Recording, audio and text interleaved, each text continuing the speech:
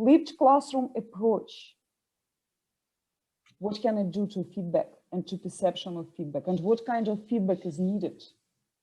I feel like the flipped classroom approach makes feedback more normal, like because it's more of, you know, a conversation between everyone in the Zoom or anyone in the classroom, rather than just the lecturer talking to the students.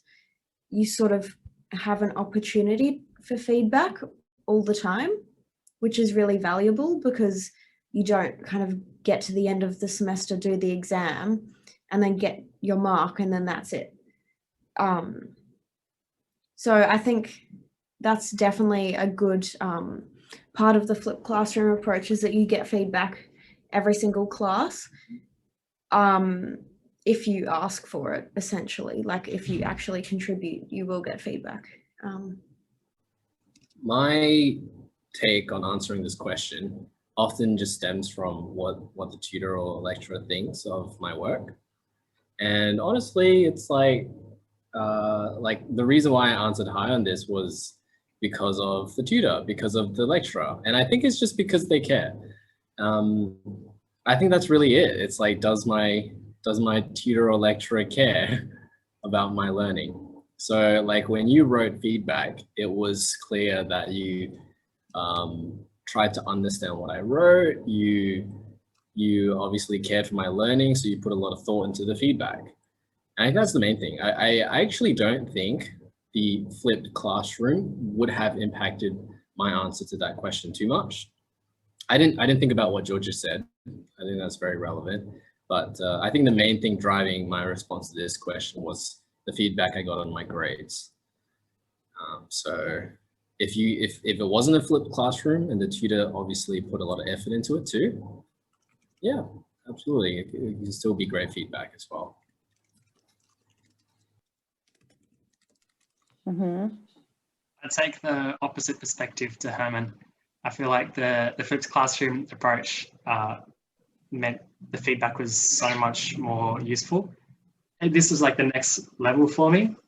And I guess from a personal perspective, I found it really enjoyable being able to give feedback to other students, because the flipped classroom approach seemed to equalize us all, like as students and across with the teaching staff as well.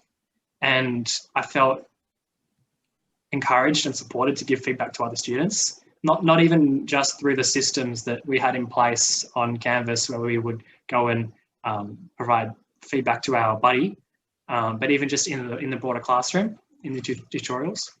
And I sort of made it my personal mission each week to engage some of the students who were less engaged with the content and try to support them in their learning.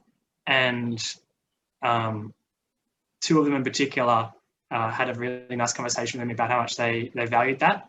And so if I consider what I was able to do with those students from their perspective, I feel like the feedback level was like just well above that sort of level 5 rating, because me as well, but like just from their perspective, they're able to get feedback from teachers, from students in the moment, not even waiting 3 weeks. Like they get up there, present on something in front of the class, they come away and we debrief on it and talk about how they feel they went, what could they do better, how could they be more involved in the classroom? Is it a matter of understanding of content, or is it a matter of preparation, and how can they prepare better for class? And that feedback was much more ongoing throughout the entire semester. It wasn't, you submit your assignment and wait 3 weeks for the results.